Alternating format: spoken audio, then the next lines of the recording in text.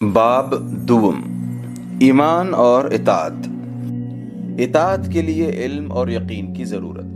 پچھلے باب میں تم کو معلوم ہو چکا ہے کہ اسلام دراصل پروردگار کی اطاعت کا نام ہے۔ اب ہم بتانا چاہتے ہیں کہ انسان اللہ تعالیٰ کی اطاعت اس وقت تک نہیں کر سکتا جب تک اسے چند باتوں کا علم نہ ہو، اور وہ علم یقین کی حد تک پہنچا ہوا نہ ہو۔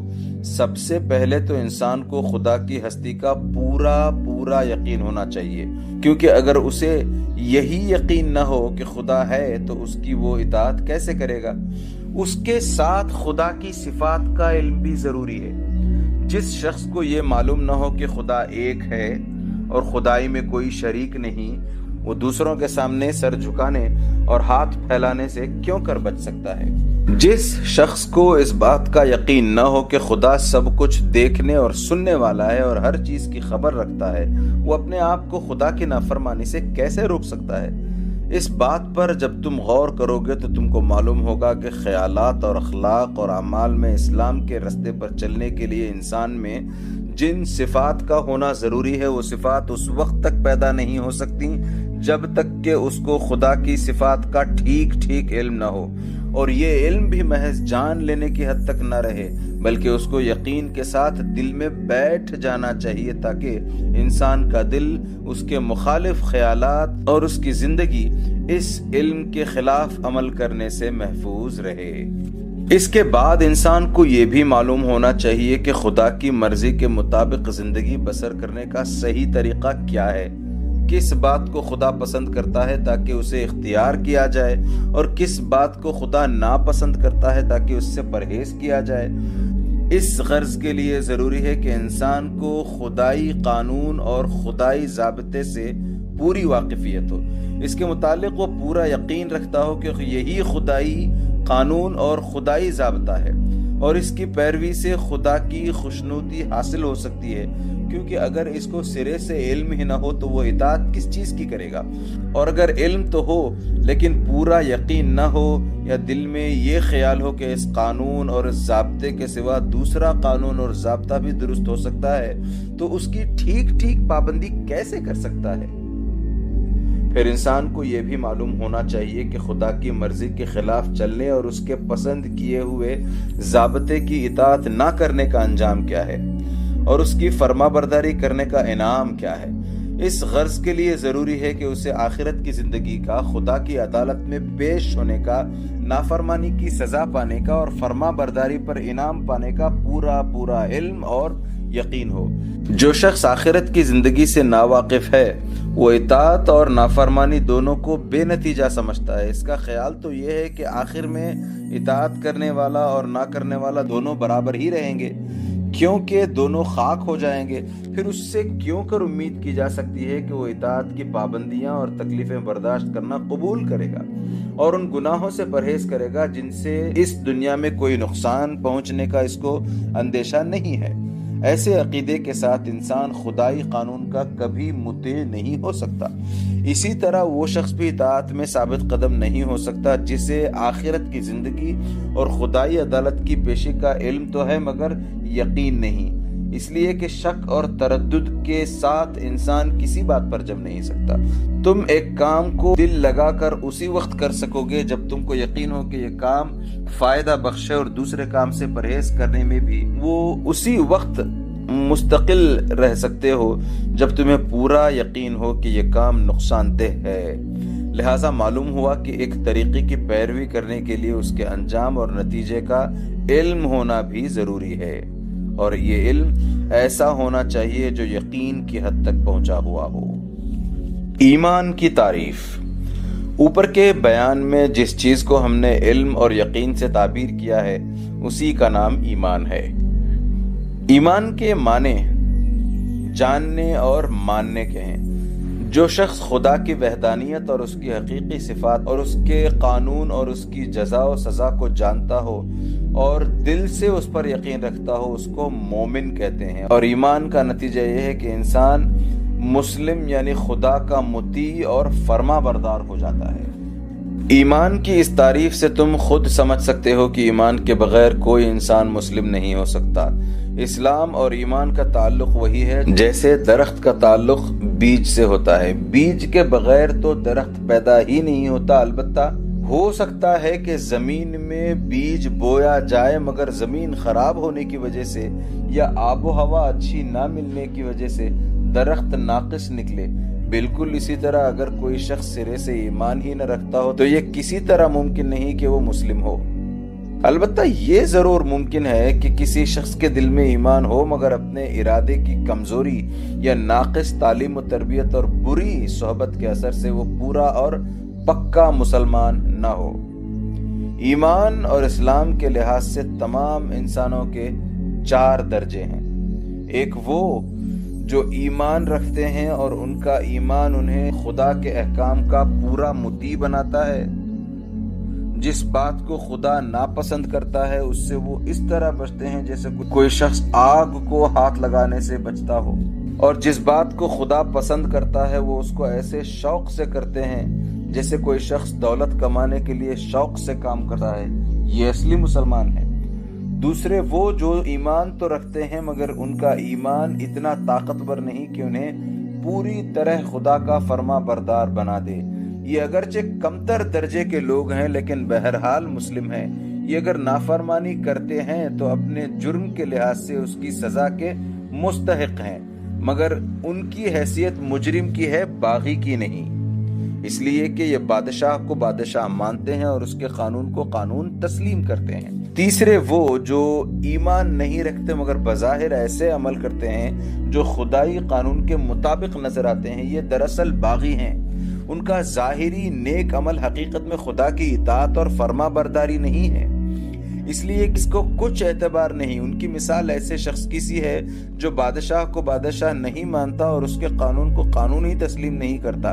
یہ شخص اگر بظاہر ایسا عمل کر رہا ہو جو قانون کے خلاف نہ ہو تو تم یہ نہیں کہہ سکتے کہ وہ شخص بادشاہ کا وفادار اور اس کے قانون کا پیرو ہے۔ اس کا شمار تو بہرحال باغیوں ہی میں ہوگا۔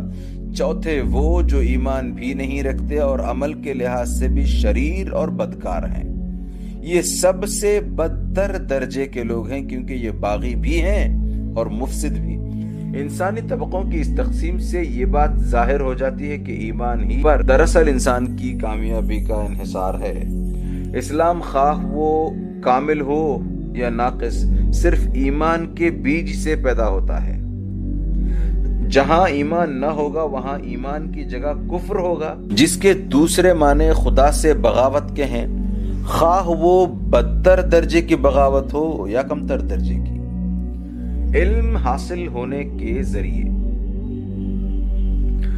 اطاعت کے لیے ایمان کی ضرورت تو معلوم ہو گئی۔ اب سوال یہ ہے کہ خدا کی صفات اور اس کے پسندیدہ قانون اور آخرت کی زندگی کے متعلق صحیح علم جس پر یقین کیا جا سکے کس ذریعے سے حاصل ہو سکتا ہے؟ پہلے ہم بیان کر چکے ہیں کہ کائنات میں ہر طرف خدا کی کاریگری کے آثار پھیلے ہوئے ہیں جو اس بات پر گواہی دے رہے ہیں کہ اس کارخانے کو ایک ہی کاریگر نے بنایا ہے اور وہی اس کو چلا رہا ہے۔ ان آثار میں اللہ تعالیٰ کی تمام صفات کے جلوے نظر آتے ہیں، اس کی حکمت، اس کا علم، اس کی قدرت، اس کا رحم، اس کی پروردگاری، اس کا قہر۔ الغرض کون سی صفت ہے جس کی شان اس کے کاموں میں نمایاں نہیں ہے؟ مگر انسان کی عقل اور اس کی قابلیت نے ان چیزوں کو دیکھنے اور سمجھنے میں اکثر غلطی کی ہے۔ یہ سب آثار آنکھوں کے سامنے موجود ہیں اور ان کے باوجود کسی نے کہا خدا 2 ہیں اور کسی نے کہا خدا 3 ہیں، کسی نے بے شمار خدا مان لیے، کسی نے خدائی کے ٹکڑے ٹکڑے کر دیے اور کہا ایک بارش کا خدا ہے، ایک ہوا کا خدا ہے، ایک آگ کا خدا ہے۔ الغرض ایک قوت کے الگ الگ خدا ہیں اور ایک خدا ان سب کا سردار ہے۔ اس طرح خدا کی صفات کو سمجھنے میں لوگوں کی عقل نے بہت دھوکے کھائے ہیں جن کی تفصیل کا یہاں موقع نہیں۔ آخرت کی زندگی کے متعلق بھی لوگوں نے بہت سے غلط خیالات قائم کیے ہیں۔ کسی نے کہا کہ انسان مر کر مٹی ہو جائے گا، پھر اس کے بعد کوئی زندگی نہیں۔ کسی نے کہا کہ انسان بار بار اسی دنیا میں جنم لے گا اور اپنے اعمال کی سزا یا جزا پائے گا۔ خدا کی مرضی کے مطابق زندگی بسر کرنے کے لیے قانون کی پابندی ضروری ہے اس کو تو خود اپنی عقل سے بنانا اور بھی زیادہ مشکل ہے۔ اگر انسان بہت صحیح عقل رکھتا ہو اور اس کی علمی قابلیت نہایت اعلیٰ درجے کی ہو، تب بھی سال ہاں سال کے تجربے اور غور و خوض کے بعد کسی حد تک ان باتوں کے متعلق رائے قائم کر سکے گا، اور پھر بھی اس کو کامل یقین نہ ہوگا کہ اس نے پورا حق معلوم کر لیا ہے۔ اگرچہ علم اور عقل کا پورا امتحان تو اسی طرح ہو سکتا تھا کہ انسان کو بغیر کسی ہدایت کے چھوڑ دیا جاتا، پھر جو لوگ اپنی کوشش اور قابلیت سے حق اور صداقت تک پہنچ جاتے وہی کامیاب ہوتے، اور جو نہ پہنچتے وہ ناکام رہتے۔ لیکن اللہ تعالیٰ نے اپنے بندوں کو ایسے سخت امتحان میں نہیں ڈالا۔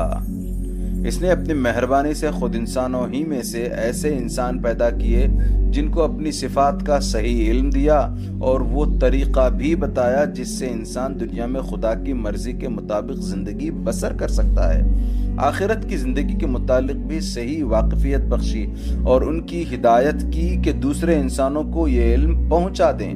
یہ اللہ کے پیغمبر ہیں۔ جس ذریعے سے خدا نے ان کو علم دیا ہے اس کا نام وحی ہے، اور جس کتاب میں ان کو یہ علم دیا ہے اس کو اللہ کی کتاب اور اللہ کا کلام کہتے ہیں۔ اب انسان کی عقل اور اس کی قابلیت کا امتحان اس میں ہے کہ وہ پیغمبر کی پاک زندگی کو دیکھے اور اس کی اعلیٰ تعلیم پر غور کرنے کے بعد اس پر ایمان لاتا ہے یا نہیں۔ اگر وہ حق شناس اور حق پرست ہے تو سچی بات اور سچے انسان کی تعلیم کو مان لے گا اور امتحان میں کامیاب ہو جائے گا، اور اگر اس نے نہ مانا تو انکار کے معنی یہی ہوں گے کہ اس نے حق اور صداقت کو قبول کرنے اور سمجھنے کی صلاحیت کھو دی ہے۔ یہ انکار اس کو امتحان میں ناکام کر دے گا، اور خدا اور اس کے قانون اور آخرت کی زندگی کے متعلق وہ کبھی کوئی صحیح علم حاصل نہ کر سکے گا۔ ایمان بالغیب۔ دیکھو، جب تم کو کسی چیز کا علم حاصل نہیں ہوتا تو علم رکھنے والے کو تلاش کرتے ہو اور اس کی ہدایت پر عمل کرتے ہو۔ تم بیمار ہوتے ہو تو خود علاج نہیں کر لیتے بلکہ ڈاکٹر کے پاس جاتے ہو۔ ڈاکٹر کا سند یافتہ ہونا، اس کا تجربہ کار ہونا، اس کے ہاتھ سے بہت سے مریضوں کا شفا یاب ہونا، یہ ایسی باتیں ہیں جن کی وجہ سے تم ایمان لے آتے ہو کہ تمہارے علاج کے لیے جس لیاقت کی ضرورت ہے وہ اس ڈاکٹر میں موجود ہے۔ اسی ایمان کی بنا پر وہ جس دوا کو جس طریقے سے استعمال کرنے کی ہدایت کرتا ہے اس کو تم استعمال کرتے ہو، اور جس چیز سے پرہیز کا حکم کرتا ہے اس سے پرہیز کرتے ہو۔ اسی طرح قانون کے معاملے میں تم وکیل پر ایمان لاتے ہو اور اس کی اطاعت کرتے ہو، تعلیم کے مسئلے میں استاد پر ایمان لاتے ہو اور وہ جو کچھ تمہیں بتاتا ہے اس کو مانتے چلے جاتے ہو۔ تمہیں کہیں جانا ہو اور راستہ معلوم نہ ہو تو کسی واقف کار پر ایمان لاتے ہو، جو راستہ وہ تمہیں بتاتا ہے اسی پر چلتے ہو۔ الغرض دنیا کے ہر معاملے میں تم کو واقفیت اور علم حاصل کرنے کے لیے کسی جاننے والے آدمی پر ایمان لانا پڑتا ہے اور اس کی اطاعت کرنے پر تم مجبور ہوتے ہو۔ اسی کا نام ایمان بالغیب ہے۔ ایمان بالغیب کے معنی یہ ہیں کہ جو کچھ تم کو معلوم نہیں اس کا علم جاننے والے سے حاصل کرو اور اس پر یقین کر لو۔ خداوند تعالیٰ کی ذات و صفات سے تم واقف نہیں ہو۔ تم کو یہ بھی معلوم نہیں کہ اس کے فرشتے اس کے حکم کے ماتحت تمام عالم کا کام کر رہے ہیں اور تم کو ہر طرف سے گھیرے ہوئے ہیں۔ تم کو یہ بھی خبر نہیں کہ خدا کی مرضی کے مطابق زندگی بسر کرنے کا طریقہ کیا ہے۔ تم کو آخرت کی زندگی کا بھی صحیح حال معلوم نہیں۔ ان سب باتوں کا علم تو تم کو ایک انسان سے حاصل ہوتا ہے جس کی صداقت، راست بازی، خدا ترسی، نہایت پاک زندگی اور نہایت حکیمانہ باتوں کو دیکھ کر تم تسلیم کرتے ہو کہ جو کچھ وہ کہتا ہے سچ کہتا ہے۔ اس کی سب باتیں یقین لانے کے قابل ہیں۔ یہی ایمان بالغیب ہے۔ اللہ تعالیٰ کی اطاعت اور اس کی مرضی کے مطابق عمل کرنے کے لیے ایمان بالغیب ضروری ہے، کیونکہ پیغمبر کے سوا کسی اور ذریعے سے تم کو صحیح علم حاصل ہو نہیں سکتا، اور صحیح علم کے بغیر تم اسلام کے طریقے پر ٹھیک چل نہیں سکتے۔